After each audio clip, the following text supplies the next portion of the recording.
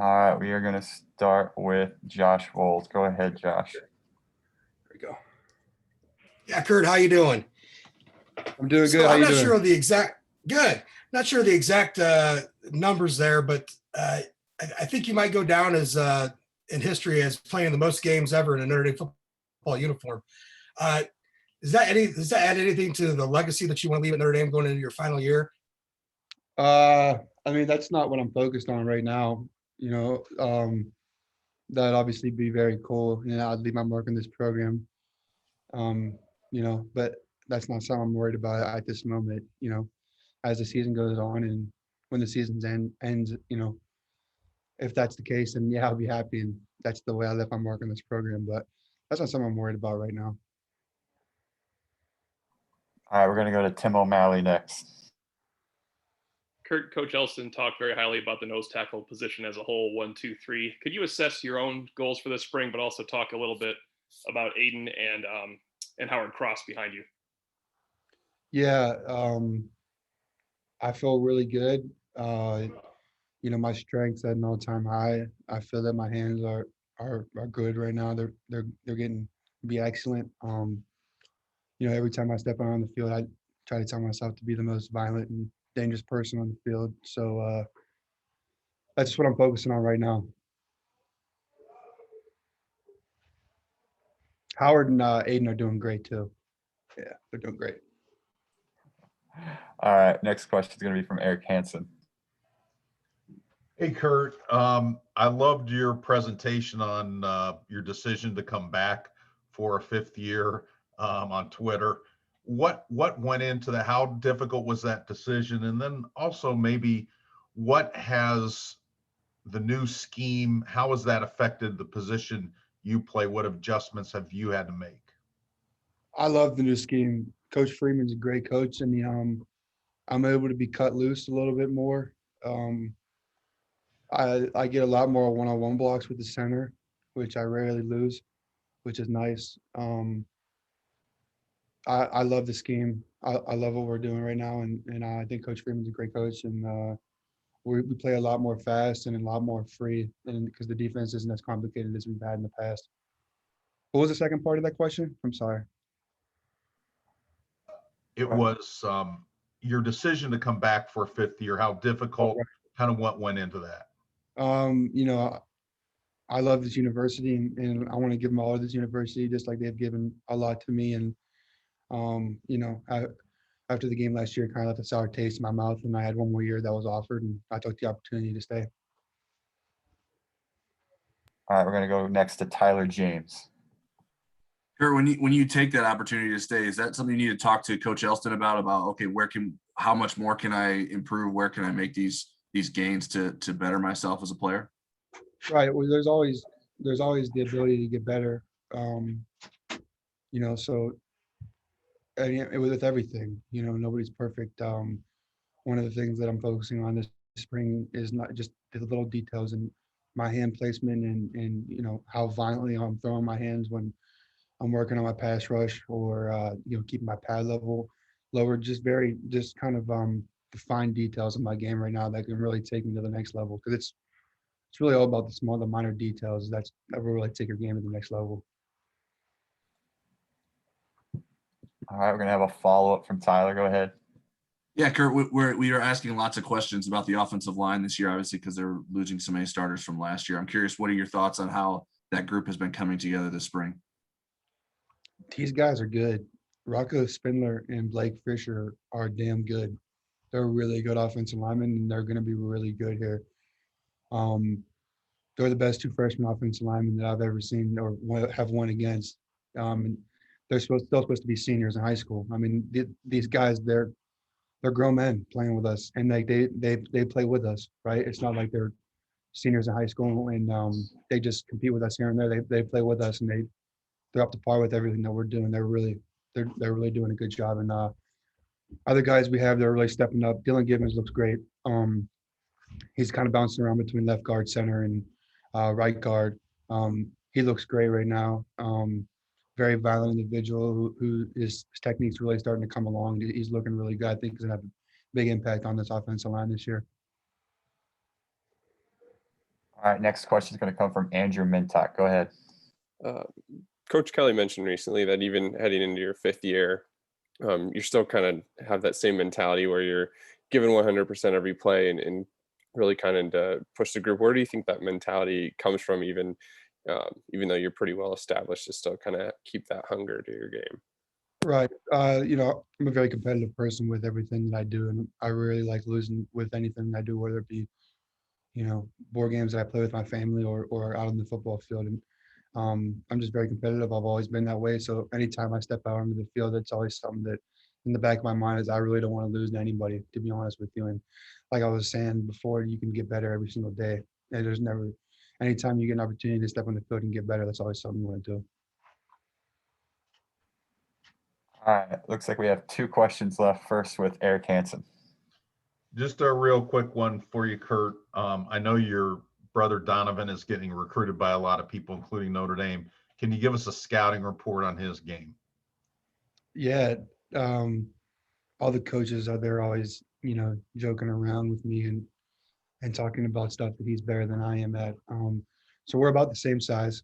If not, he might be just an inch or two taller than I am, give or take. I think he's about 275 right now. My dad's got him in the gym working out, putting some weight on him. He looks real good. One thing that my younger brother does a lot better than I do is that just naturally, he's a lot more athletic than I am laterally, and just he's a kind of better all around athlete than me. I kind of, got the shit end of the stick. So, it is what it is. The youngest get it all, but yeah, he's going to be a really good football player wherever he chooses to go. I hope it's here. But yeah, he's doing really well, and he's going to be a great player in the future. All right, and it looks like we have one more question, and this is from Pete Sampson. I was interested if your perception of leadership and responsibilities of leadership change at all this year with, Ian's gone, Liam, Rob, Sean, like there is kind of like a gap of leadership. Do you have to spend some time figuring out with Coach Kelly and Coach Elson, like, all right, hey, this is how I can help you fill it? Yeah, so I've never been one of those guys that are like a rah-rah cheerleader type guy when it comes to being a leader. I always try to lead by example, and that's something that my father always told me to do. I never wanted to be that type of guy. But obviously, we had a lot of leaders leave. And not that I wasn't a leader last year, because I was. It's just taking another step in that direction of leading this team and leading this defense. And we have a lot of great leadership on this team. Not only from the older guys, but we see some of the younger guys, leading as well, which is great to see. All right, Kurt, I think that's it. Thanks for joining us today. Thank you. All right, Shane, thanks for joining us. We're going to start with a question from Tim O'Malley. Go ahead. Shane, just a 2-parter. Wondering, are you mostly working at weak side linebacker, kind of the old buck position? How is it different in Coach Freeman's system? And have you been cross-training at all? Are you one of the guys that is kind of moving in and out of different packages? I've been working mostly at will, just kind of focusing on will. And we kind of stay the same in all of our kind of packages. So I've been kind of just focusing on will, and the defense changed a little bit just because we're not as I don't want to say we are gap oriented, but it's too much of a focus on that now. It's more about being free and making plays. We're going to go to Eric Hansen next. Shane, what do you like about the new scheme, and also what's been your focus in terms of getting on the field more, becoming a better player? The new scheme it's open. It's like I said before, it's not as gap oriented, but there's still rules and rules we have to follow. But the main thing is find the ball, go hunt, and try and make plays.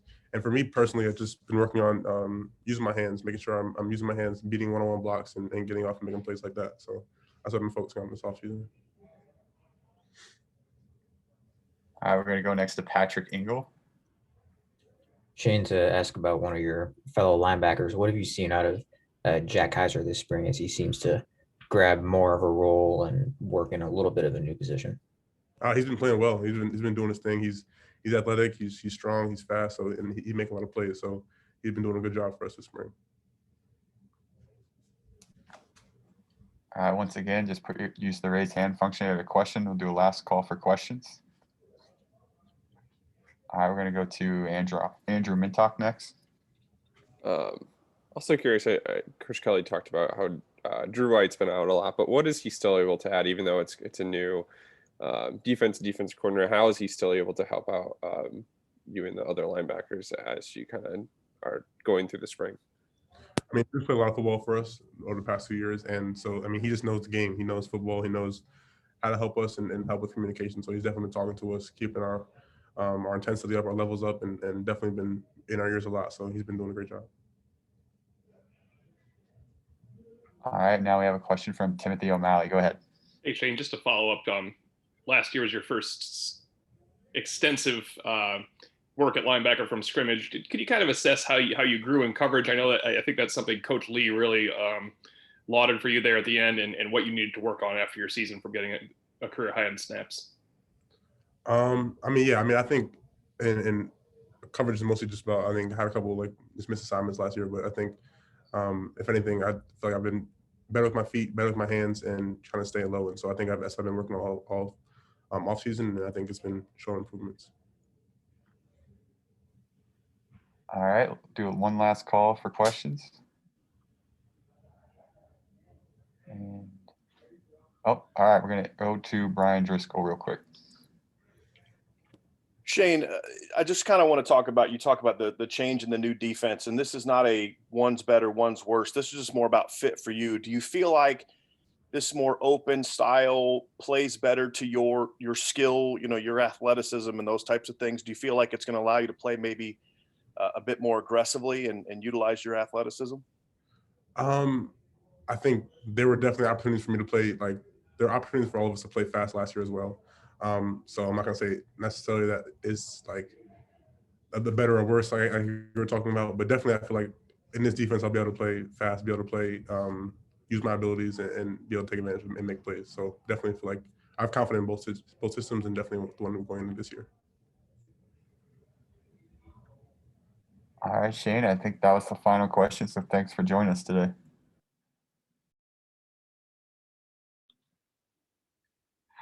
All right, Myron, thanks for joining us today. We're going to get going. We're going to start with Tyler James first. Hey, Myron, I'm curious, what's been your biggest challenge of playing more defensive end, and what about that position has come naturally for you? First and foremost, just all praise to the Most High. Truly, just blessed to be here. But in terms of your question, to be honest, the shift out to DN wasn't that hard. It's a lot easier, in my opinion. As far as double teams go, there's less double teams. So, and even if it is, it's with a tight end, so it's a lot easier. It's been a fun transition. Getting on edges has been a lot easier on the outside than on the inside, but overall, it's just been a fun time. We're going to go to Tim Priester next. Myron, I was going to ask you, how much do you like not being in the middle of the line where things are kind of cluttered up and being on the outside? So you answered that. Coach Kelly said he kind of considered you a bit of a surprise this spring because of how quickly you've adapted. He mentioned lower body strength. What has Matt Bayless done in those terms, and just your comfort level out there at defensive end? Yeah, this whole spring has been focused on me just getting my lower half stronger. I dropped the weight during last season. So coming out of quarantine, I kind of lost a little bit of weight, but I still played on the inside. But once the transition in spring to defensive end came, it was kind of easy because I had already lost the weight. Now it's just a matter of getting the power behind it. Coach Bayless has been really helpful with, helping me get my explosiveness up, acceleration, and strength overall. It's been fun. It's been a fun spring. All right, next question is from Andrew Mentock. I wonder if you could talk a little bit about how the transition to defensive end came about. I know when you went home after the season, it sounds like you kind of already started working on some of those skills, but is that something you decided you wanted to try, or is that something that the coaches were talking to you about doing? Yeah, it was something that is mutually agreed upon between me and the coaches. Coming back for a fifth year, I had just requested if I could get more looks on the edge. And when we came back for spring ball, Coach Elson had told me that I'll be making the move full time. So it's going to be exciting. All right, we're going to go to Patrick Engel next. Hey, Myron, in making that transition, what kind of things have been your emphasis as a pass rusher and trying to develop more there? I've really fallen for the power series with like long arm and really just using my strengths to my advantage. I'm coming from the inside out, so I definitely feel like I have an advantage with strength. And not only am I coming out, but like, I'm still building on my strength in my lower body still. So it's been exciting. Just working our power series, getting on edges, and like I said before, like it's a lot easier to get on edges being outside. So yes. All right, next question is from Eric Hansen. Myron, I want to put you to work as a scout. What are your impressions of Fisher and Spindler? And then on your side of the ball, some of the young Vipers and defensive ends who've caught your eye. Yeah. Rocco and Blake, they're gonna be a force. Blake, I can see both of them really being drafted really high. And so like really like my praise go to them. They're just young kids that came in and like are just matured and know how to work. They don't complain. They just put their heads down and get to work. And that's the type of people that we want here at Notre Dame. As far as the defensive side, all the young guys have been showing out as well. Yeah, Rubio, who else? I think it's just Rubio. Dev, I think they have moved Dev, but Rubio has been just a big effort guy, someone who just follows the ball, has a nose for the ball. Even if it's across the field, you will see him trying to get to the ball. So it's been a fun, transition, having all these early enrollees. These guys have just been real mature, in my opinion, all around the board, not just in the defense line, but all the early enrollees are mature, to be honest. All right, Tim Priester, did you have a follow-up question? I do. Myron, did you always, I know you were moved inside, or you played inside as soon as you got to Notre Dame. Have you always kind of considered yourself a defensive end or at least a combination of the two? And how will this has certainly got to help your draft status as well, right? Yeah. I always my passion was always a defensive end, but nobody knows this story. But when I first came in, what happened was I just came overweight. The Hawaii food, man, it'll get to you. I came in overweight, they just moved me inside. And so, I just put my head down, went to work. And as my last season here, I definitely wanted just one shot outside. And so it'd be fun. All right, next we have Johnfineran. Yeah, I think I'm on. Myron, could you talk a little bit about what you like in the change of defense, if you would? Sorry, could you repeat that again? You kind of broke up. Go ahead, John. Repeat the question. Oh, I think we lost John. All right. Well, I'll do another call for questions here. If you have a question, use your raise hand function, and we'll get you lined up. All right. We'll go back to Tyler James. I can repeat Finn's question for him. He asked, "What do you like about the new defense?" Oh, it's just a simple. It's real simple. Once the play is called, no checks. It's just put your foot in the ground and foot on the brake, foot on the gas, and just go. That's really what it is. We have a lot more pressure packages. It's going to be exciting. We're just throwing a lot at our offense, so it'll be fun. Thanks, Tyler. Do we have any other questions for Myron? All right, we have one more from Andrew Mentock. Go ahead. I know when you started this press conference, you started out praising God, and you also last summer before the walk, you also led the team in prayer. Can you talk a little bit about how important your faith is to your time at Notre Dame and playing football, and if you feel like maybe you're a leader in that way, if that makes sense? Yeah, of course. First of all, I really appreciate this question. My faith means a lot to me. It's been a huge emphasis in my decision coming to Notre Dame. My parents, I was born and raised in the church. My parents are pastors. And so my faith, like I hold that so close to my heart. Everything I do, my faith has a big role in everything that I do. Moving out to defensive end was also something that I had to pray about. For me, it was really just taking that leap of faith coming out to defensive end. But just going back to your question in terms of my faith and the leadership role that I play, I definitely try to use my faith and put it on display as a leader. When people are feeling down, I feel like it's my job to encourage my teammates, encourage these younger guys, and just push these guys to be their best. And that's just really what it is. All right, it looks like we have a final question from Tyler James. Myron, you mentioned Hawaiian food. I'm curious, what Hawaiian food do you miss the most? And are there any recipes that you have been able to recreate here on your own? Yeah, a lot of the guys on the team actually love the Hawaiian food that we usually make or try to make. But spam musubi is something that has been constantly made out here, helping us keep our weights up, which is basically spam, seaweed, and rice. Some guys are probably cringing right now listening to what I just said because I said spam, but I'll tell you right now, if I was to make it, it would be really good and you would be persuaded to like it. But I don't know, the food I miss the most is probably raw fish, spicy ahi, one of my favorites.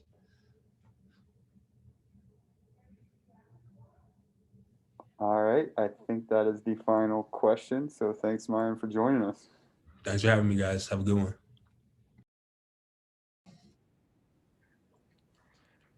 Hi, Josh. Thanks for joining us. We're going to just go right into questions and start with Patrick Engel. Hey, Josh, we heard Coach Kelly tell us that you've kind of settled in at tackle and feel most comfortable there. What about that spot is kind of where you feel you've been at your best and to the point where you're likely home for the fall? I feel like I'm moving a lot better, especially from last year, dropping down some weight, working with Liam and Robert around. So working with them in the film room, doing some extra stuff, being able to move and get my hands on, use my length outside, and also be able to communicate the defense to the rest of the offensive line. When I'm out there, I'm closest to the down distance, so I can see that, echo it, know the situations, and just be a more effective football player. All right, next question is going to come from Tim Priester. Josh, I remember watching you during pregame at North Carolina thinking, how in the world is he going to play? You looked like you were really struggling to move. Just that lower back issue, just what was it like? What did you have to deal with that last month of the season? It was challenging, but we have the best training staff here with Rob Hunt, Courtney, Bean, Joe. They all got me prepared, and really it's just being able to work at it. And it's prehab and rehab. So not just going and getting stuff after the game, but beforehand, really being able to work on that. And also cutting weight. I had to look at myself in the mirror and be like, maybe if I'm a little bit lighter, I'm gonna be able to move better and it's not gonna be such a strain on my back. And I think that really helped. I haven't had any issues come up at all now since the end of the season last year. And I feel strong. It's all in the core really at this point now. If I can have a tight core, I feel that it's really improved on my back and being able to play and feel comfortable. All right, next question is from Tyler James. Go ahead, Tyler. Hey, Josh. I'm curious. The line lost a lot of experience, and you have some experience, so I'm sure you're looked at as a leader. But you're also trying to establish yourself as a starter. How do you sort of balance the responsibilities of both of those things at the same time? Yeah, I think that was a conversation that Coach Reese and I had at the beginning of this winter workouts and going in the spring. Is how do I balance between being a leader for the group, but also understand that I have to be selfish in my preparation, knowing that I need to be the best offensive lineman for this unit, and finding that. I mean, it's gray. You got to be able to, it's a gray line to be able to work, hey, like I need to work with these younger guys, but I also need to understand that I need to get more reps for myself, and not having Rob there to be able to give that coaching. I have to have a better understanding of self-coaching myself so that I know, hey, if my hand's a little bit wider, whether it's in the middle of the play or after the play, I got to understand I need to get that back in. Or if I'm on a backside reach, I need to be able to get my backside hand in the sternum. And just those little things, being able to understand how I need to balance between being a leader for the guys, but also being a leader for myself and pushing myself to another level. All right, we're going to go next to Eric Hansen. Josh, did Rocco and Blake coming in, did they surprise you at all with what they've been able to do this spring? And the second part of that is, would you be shocked if one or both of them ended up as starters? So I think when you have an early enrollee come in, I mean, these kids are supposed to be in high school. What you want to see from them is they're going to automatically follow the standard. They're going to pick up the tradition. They're going to understand what this offensive line is about. And they all surpassed that. And even Caleb Johnson, like when they came in, they understood that the tradition never graduates. Even though we lost the upperclassmen, it stayed. Like what the standard is the standard, and there's nothing less. But then you have Rocco and Blake, they come in, they're playing at a very high level right now through spring. And that's awesome to see. And that gets the guys so juiced. When we watch film and you're seeing these young guys, they're applying what they're learning in the meeting room so quickly. They're very coachable. And they should be in high school. Like they should have prom next weekend, but instead they're blocking Kurt Heinisch in scrimmage day. So I think that's pretty cool. And I think what coaches have made very clear is this spring isn't about starting. It's about opportunities. It's about getting as many reps as possible. So I'm sure you guys have seen in the videos that everyone's all over the place at positions. I mean, we're just trying to see who can play what. Everyone needs to be versatile for this fall. And certainly I could see them getting some playing time, especially what they've shown early on. But again, it's not about who's starting, and that's not right now at least. It's about who can play football for us come fall. All right, we're going to go next to Patrick Engel. I don't have a follow-up. Eric just asked it, so I'm good. All right, then we'll go next to Tim Priester. Yeah, Josh, we're talking about tackle and guard. Just a couple of games ago, you were a center, or starting at center anyway. What had been your previous experience there, and what was your experience like starting at center for Notre Dame, a playoff team? I would say that my previous experience only came from the spring game 2 springs ago. So being able to work that, because we had, I believe it was Luke Jones who had transferred out, that we were open at the second string center, and the coach needed somebody. And my mindset always coming in is wherever the coach needs me to play, I'm going to play. Whether that is at right tackle, right guard, center, left guard, or left tackle, it's going to be, yes, sir, I'll go play. I'm going to go play to the best of my ability. And then finally having to play center in a real game against UNC, or UNC was guard, and then Syracuse and Clemson. It's live. And you want to talk about some of the best guards that I had to play against. If I didn't have Kramer on my right and Banks on my left, those are 2 great guys that helped me out immensely. But I was also able to use my knowledge from playing all the other positions at center and understand the offense and help the unit. Next question's from Pete Sampson. Josh, you mentioned kind of cutting weight a little bit. I was curious, like you went from what to what? And then I think when we think about offensive lineman training, it's strength only. No one ever really talks about core exercises. So like, what did you do? What was that routine like? What was the best, worst part of it? Is that sort of mostly Bayless driven? How did it all play out? I'll say a lot of it has to do with Bayless driven and our nutritionist staff really working with me in the off season. I lost a lot of weight. UNC, I played at 321, and in February, I was 291. So that was a lot of weight that I cut really fast. Only lost a little bit of muscle through the DEXA. And then I was able to put it back on over the next 2 months with Bayless and the nutritionist staff to where I feel really comfortable right now at 300. And now my plan is how do I get to 305, 310 to play at a healthy weight in the season? And we go back to the back question. So how am I able to put on weight that's healthy for my back, for my body, so that I can move efficiently, that I don't feel like I'm carrying around any dead weight at all? So really, I'm in my most athletic self when it comes Florida State. All right, we have another question from Tyler James. Josh, you mentioned the standard and tradition earlier. That's something that Harry Easton gets a lot of credit for instilling in the offensive line now. You're one of the last guys left that Harry recruited. Is the standard he set something you've made an effort to carry over with the units till today? And what has Jeff Quinn done to put his mark on that? Yeah, so what has been instilled since Zach Martin, Nick Martin, Ronnie Stanley, all those guys in that O-line unit room, that doesn't – I've talked about tradition doesn't graduate. That standard for the offensive line doesn't matter who leads. It's always going to stick in our offensive line room. We're always going to have the same pictures up on the wall and understand who the greats are that played here, and you have to play so hard for them. And I think Coach Quinn has done an excellent job at relaying that information to the young guys coming in. We know working with the young guys, also working with the older guys and saying like, hey, this is the standard. It doesn't drop. It doesn't no matter what. We still, like, after practice today, we did 3 mirror dodges, and that started with Coach Easton, especially my freshman year. We do that after every practice, and like that's never going to fall off from that ever. And that's, I think, why we see so much success on the O-line. And again, we haven't had a year where we lose 4 or 5 guys and we're low in numbers. So I think relying on our standard, going back to the traits of excellence that Coach Kelly has established and what Coach Easton and Coach Quinn instilled in all of us, that's what's going to drive the success for this unit. And now we have a question from Andrew Mentock. You mentioned you had the conversation before the season with Coach Reese. I was wondering how much that advice to maybe let you be a little selfish, how helpful that's been this spring, and then also if you could talk a little bit about how your relationship with Coach Reese has developed, especially since he moved from quarterback coach to also offensive coordinator. I think that conversation was, and that was at the very beginning of winter.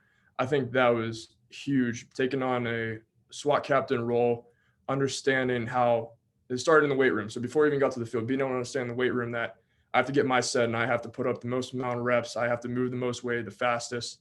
And then I can go help the young guys. Then I can help Blake Fisher or Rocco Spindler. And I think it started too with when we were in early winter workouts, they moved me into the freshman group. So I could be that senior leadership for those 3 offensive linemen that came in. And being able to work with them, but also push myself, that kind of established how I needed to move throughout spring ball. And now with Coach Reese, I think he is awesome. He loves the offensive line. Sometimes with coordinators, they want to pass. But I mean, Coach Reese wants to run the ball, and he understands immensely because he's good friends with Zach Martin and Chris Watt. He understands what our mission is and what we want to accomplish in the offensive line room. So that just helps your offense as a whole, is when your offensive coordinator is on the same page as your O-line. All right, we'll do a last call for questions. And I think that is it. Thanks for joining us today. Great. Thank you, guys.